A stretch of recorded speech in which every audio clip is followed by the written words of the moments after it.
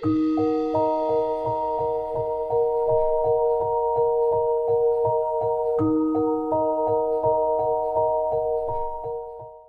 grandfather, Elias, was a man of quiet dignity. A retired history professor with a mind like a steel trap, he could recite entire passages of ancient texts and tell you the exact day of any historical event you cared to mention. Then, the dementia began its cruel erasure. First, it was the small things, misplaced keys, forgotten names. Soon, it became a torrent, washing away decades of memories, until he was little more than a shadow of the man I knew, adrift in a sea of confusion. I moved back into his old house, a sprawling Victorian with too many empty rooms to care for him. My parents lived overseas, and I was the only family left. Most days, he barely recognized me. His gaze would drift, unfocused, across the room, settling often on a faded photograph on his nightstand. It was a picture of my grandmother, Sarah, taken on their wedding day. Her smile, even in the sepia tones, was radiant. He would just stare at it, sometimes muttering her name like a prayer. But then, things started to change. It began subtly, a ripple in the stagnant waters of his illness. I'd be in the living room, reading, and I'd hear a sharp, guttural sound from his bedroom, a sound that wasn't a cough or a groan, but something akin to a strangled cry. I'd rush in, expecting to find him in distress, perhaps fallen. Instead, I'd find him sitting upright in his bed, eyes wide and terrifyingly lucid. He wouldn't look at me. His gaze would be fixed, unwavering, on the empty corner of his room, diagonally opposite his bed. It was just a corner, wallpaper peeling slightly, a faint water stain from a long-ago leak, nothing there. Yet his face would be contorted in a mask of pure, unadulterated terror. And he would speak, not the rambling, nonsensical phrases of dementia, but clear, chilling words. "I know you're not her," he'd whisper, his voice hoarse, strained. Her eyes weren't completely black. Then the whisper would rise to a shriek, a primal, gut-wrenching scream that echoed through the old house, vibrating in my bones. He would thrash, clawing at the air, his eyes still locked on that empty corner, until the terror seemed to consume him, and he would collapse back onto his pillow, his eyes vacant once more, the dementia a welcome shroud over whatever horror he had just witnessed. I tried to talk to him during these moments of clarity, to ask him what he saw, but he never acknowledged me. It was as if I wasn't there, as if he was trapped in a private hell, a captive audience to something only he could perceive. The episodes became more frequent, once a week, then every few days, then sometimes twice in a single night. Each time, the same ritual, the sudden clarity, the fixed stare, the chilling words, the scream, the vacant relapse. I told his doctor. Dr. Albright, a kind elderly woman who had known my grandfather for years, shook her head sadly. "It's common, John," she said, her voice soft. "Dementia can cause vivid hallucinations, nightmares. Sometimes the brain misfires, and there are brief moments of lucidity before it descends again. It's distressing, but not uncommon." I wanted to believe her. I truly did. I told myself it was the disease, a cruel trick of the mind, but the specificity of his words, her eyes weren't completely black, gnawed at me. Why that detail? Why always the same corner? I started spending more time in his room, especially at night. I'd sit in an armchair pretending to read, but my eyes would constantly dart to that corner. I saw nothing, just shadows cast by the dim nightlight, the faint patterns of the wallpaper. But the air in that corner felt different, colder, a subtle, almost imperceptible chill that didn't dissipate even when the rest of the room was warm. One evening, as I sat there, the house silent except for the grandfather clock ticking in the hall, I felt it. A prickling sensation on the back of my neck, as if someone was breathing there. I spun around, but nothing, just that empty doorway. Then a faint whisper, so soft I almost dismissed it, as the house settling seemed to drift from the corner. It sounded like a name. Sarah. My blood ran cold. My grandmother's name. I started researching. First, medical journals on dementia-induced psychosis. Then, out of desperation, I ventured into the darker corners of the internet. Forums dedicated to true scary stories, paranormal encounters, let's not meet narratives.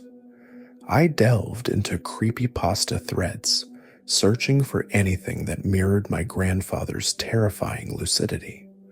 I found stories of doppelgangers, of entities that mimic loved ones, of spirits that feed on grief or the fading minds of the elderly. The term mimic kept recurring, entities that could take on the appearance of someone familiar, but with one crucial, horrifying flaw. Often the eyes, too dark, too empty, not quite right. My grandfather's words echoed in my mind. Her eyes weren't completely black. Could it be? Was something truly there? Something that was trying to impersonate my grandmother? But why? And why was my grandfather the only one who could see its true nature?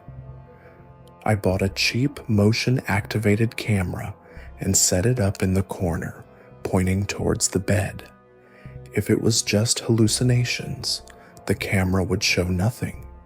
If it was something else, I didn't know what I expected. A blurry shadow, a distortion. The first few nights, the camera recorded nothing but my grandfather's restless sleep. Then, on the fourth night, I was jolted awake by his piercing scream. I flew into his room. He was there, eyes wide, fixed on the corner, thrashing. "I know you're not her. You're not her," he choked out, his voice raw with terror. "Her eyes. Her eyes." He couldn't finish the sentence before he collapsed, whimpering into his usual state. I felt a chill that had nothing to do with the draft from the window. I rushed to the camera. I downloaded the footage to my laptop, my hands trembling. The video was grainy, dark. I fast-forwarded to the time of the scream. As the timestamp approached, the frame flickered. A brief, almost imperceptible distortion. Then, for a fraction of a second, something was there. Not a solid figure, more like a ripple in the air, a shimmer where the light seemed to bend and warp. And then, at the very center of that distortion, two pinpricks of absolute, unyielding blackness. They were gone as quickly as they appeared, swallowed by the static of the cheap camera. But I had seen them. Those 2 points of impenetrable darkness where eyes should have been. It wasn't a hallucination. My grandfather wasn't just seeing things. He was seeing it. The knowledge was a cold, heavy stone in my stomach. It wasn't just his dementia. There was something in this house, something that haunted that corner, something that preyed on his fading mind, something that dared to wear the face of his beloved Sarah. I started leaving the light on in his room at night, a dim bedside lamp. It seemed to help for a while. The episodes became less frequent. I hoped the light was a deterrent, that whatever it was, it preferred the shadows. But it was only a temporary reprieve. One night, a storm raged outside. Rain lashed against the windows, and the wind howled like a banshee. A power surge flickered the lights, and then plunged the house into darkness. I fumbled for my phone, its flashlight beam a weak comfort against the sudden, oppressive gloom. Then I heard it. Not a scream, but a low, guttural growl from my grandfather's room. It was a sound I had never heard him make, a sound of pure, animalistic fear. I burst into his room, my phone's beam cutting through the inky blackness. The air was frigid, colder than any winter night. It was the kind of cold that seeped into your bones, that felt wrong, unnatural. My grandfather was sitting bolt upright, his back pressed against the headboard, his eyes fixed on the corner. But this time, he wasn't screaming. He was whimpering, a broken, terrified sound. And then I saw it. It wasn't a shimmer this time. It was a form, a woman's form, indistinct, like looking through frosted glass, but undeniably there. It stood in the corner, bathed in the faint, flickering light from the storm outside, which seemed to warp around it, refusing to illuminate it fully. It was tall, too tall, and unnervingly slender. Its head was tilted, as if in curiosity. And then it moved. It glided, rather than walked, across the floor towards my grandfather's bed. Every instinct screamed at me to run, to turn away. But I was frozen, my phone beam trembling in my hand, illuminating the horror unfolding before me. As it drew closer, the details became clearer, more horrifying. Its skin was not skin at all, but a shifting tapestry of shadows, constantly swirling and reforming.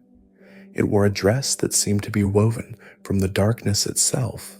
And then I saw the face. It was my grandmother's face, her gentle smile, the curve of her cheek, the faint lines around her eyes. It was perfect, a perfect, beautiful replica of Sarah, frozen in that sepia photograph. But then it opened its eyes.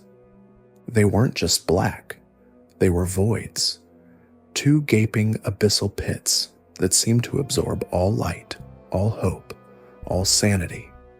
They were deeper than any shadow, darker than the darkest night. They were not eyes that saw, but eyes that consumed. And then the smile widened. It wasn't my grandmother's gentle smile anymore. It stretched, unnatural and grotesque, pulling the features of her face into a rictus of malevolence. It was a predator's smile, a silent, triumphant sneer.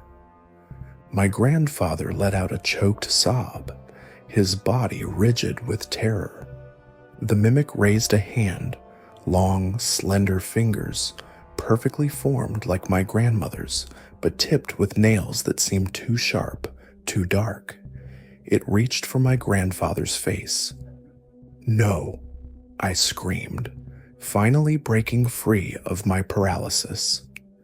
I lunged forward, swinging my phone like a club, aiming for the thing's head. My hand passed through it. There was no impact, no resistance. It was like hitting air, but with a sickening chill that seeped into my arm, making my teeth ache. The mimic didn't even flinch. Its head remained tilted, its void eyes fixed on my grandfather. Then it turned its head slowly, its head tilting to face me. The smile remained, stretched and terrifying, and I heard it not with my ears, but directly in my mind.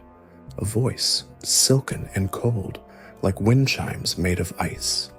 "He sees me for what I am." My grandfather let out a final shuddering gasp. His eyes, still wide with terror, rolled back in his head. His body went limp. The mimic paused, its hand hovering inches from his face. Then it slowly retracted its hand. The smile on my grandmother's face, the one that was not hers, faded. The features began to ripple, to melt, to twist. The form shimmered, became indistinct, and then, as quickly as it had appeared, it was gone. The room was silent again, save for the wind and rain outside. The power flickered back on, bathing the room in a harsh, sudden light.